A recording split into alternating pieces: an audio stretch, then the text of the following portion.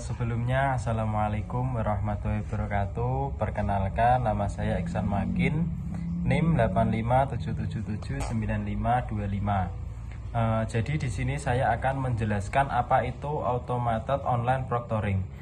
Jadi automated online proctoring itu merupakan sistem pengawasan ujian daring yang memanfaatkan teknologi kecerdasan buatan untuk memantau peserta ujian secara otomatis.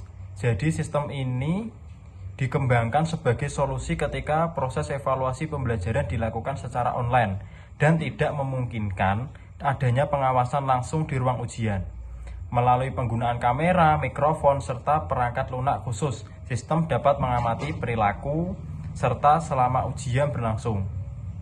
Tujuan utama dari automated online proctoring adalah menjaga kejujuran akademik, mengurangi proses kecurangan, dan memastikan bahwa hasil ujian benar-benar mencerminkan kemampuan peserta didik tersebut. Jadi automated online proctoring itu memudahkan kita sebagai guru untuk melakukan evaluasi secara online. Jadi kita tidak perlu mengawasi secara langsung. Kita dapat memantau dengan menggunakan contoh kalau TKA itu proktor. Proktor itu digunakan sebagai pusat komputer yang digunakan untuk TKA tersebut. Jadi kita dapat memantau dari satu komputer tersebut. Jadi untuk langkah-langkah penggunaannya tersebut, sistemnya begini.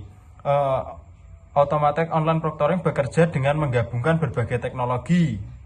Contohnya saat peserta masuk ke ruangan, verifikasi wajah, identitas lainnya, misalnya dengan menunjukkan kartu identitas atau melakukan pemindahan wajah melalui webcam. Setelah identitas terverifikasi, ujian berlangsung. Kamera dan mikrofon akan merekam aktivitas mereka. Sementara perangkat lunak memantau aktivitas komputer yang digunakan. Nah, jadi dengan adanya ujian menggunakan komputer, contohnya itu sangat-sangat minim mengurangi kecurangan. Jadi mereka itu tidak mungkin memiliki soal yang sama. Kebanyakan kalau soal-soal ujian online itu soalnya itu acak. Jadi antara satu dan yang lainnya itu berbeda. Jadi kecerdasan buatan ini kemudian menganalisis berbagai perilaku yang dianggap tidak wajar, seperti peserta yang terlalu sering melihat ke arah lain, meninggalkan tempat duduk, berbicara dengan orang lain, atau membuka aplikasi dan situs web yang tidak diperbolehkan. Nah, jadi jika ditemukan, maka aplikasi akan tidak merespon. Dalam laporan pengawasan pasti ada di dalam pengawasan yang dipegang oleh guru, pasti ada notifikasi bahwa anak tersebut melakukan kecurangan. Jadi laporannya nanti dapat diketahui dan diperiksa oleh dosen atau pengawas untuk menentukan apakah benar terjadinya pelanggaran atau tidak. Selanjutnya adalah pemanfaatan dalam menjaga integritas akademik. Jadi penerapan automatic online protection memberikan manfaat yang besar dalam menjaga integritas akademik. Peserta sistem ini membantu mencegah dan mengurangi tindakan kecurangan selama ujian, karena peserta mengetahui bahwa aktivitas mereka sedang dipantau atau direkam. Sistem ini menciptakan keadilan bagi seluruh peserta ujian karena mahasiswa mengikuti aturan dan pengawasan yang sama. Nah, ketika hasil sudah keluar, hasil tersebut menjadi lebih kredibel dan dapat dipercaya karena peluang terjadinya pelanggaran akademik sangat minim.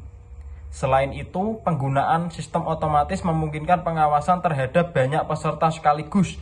Jadi untuk dosen atau guru-guru itu sangat memudahkan atau sangat bermanfaat sekali karena kita dapat melakukan evaluasi secara banyak atau secara mudah lah.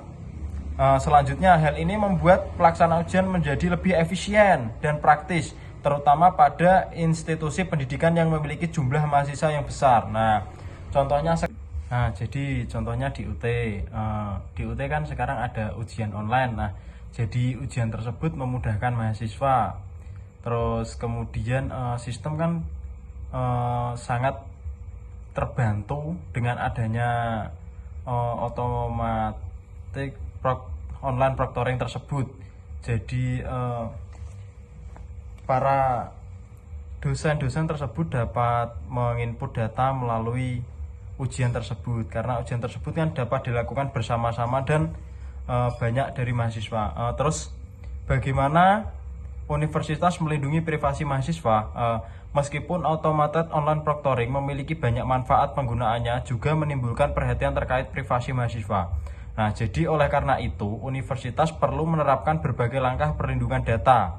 Nah, salah satu langkah yang dilakukan adalah memberikan informasi yang jelas kepada mahasiswa mengenai jenis data yang akan dikumpulkan, terus tujuan penggunaannya, serta bagaimana data tersebut akan diolah, dan transparansi. Nah, ini sangat penting agar mahasiswa memahami hak dan kewajiban selama mengikuti ujian. Nah, selain itu, universitas biasanya menggunakan sistem keamanan data seperti enskripsi untuk melindungi rekaman video, audio, dan informasi pribadi mahasiswa dari akses yang tidak sah. Selanjutnya, akses terhadap data tersebut dibatasi hanya administrator yang bertanggung jawab terhadap pelaksanaan ujian. Universitas juga menerapkan batas waktu penyimpanan data sehingga rekaman ujian dapat dihapus setelah tidak lagi diperlukan. Nah, dengan menerapkan kebijakan perlindungan data yang ketat, universitas dapat menyeimbangkan kebutuhan pengawasan ujian dengan penghormatan terhadap hak privasi mahasiswa. Jadi privasi mahasiswa tetap aman dan akan terjaga. Nah, jadi asalkan penggunaan automatic online proctoring tersebut digunakan secara benar dan tidak disalahgunakan, akan menjadikan dosen atau guru memudahkan dalam penilaian evaluasi tersebut. Terima kasih. Mungkin itu yang dapat saya sampaikan. Kurang lebihnya mohon maaf. Assalamualaikum warahmatullahi wabarakatuh.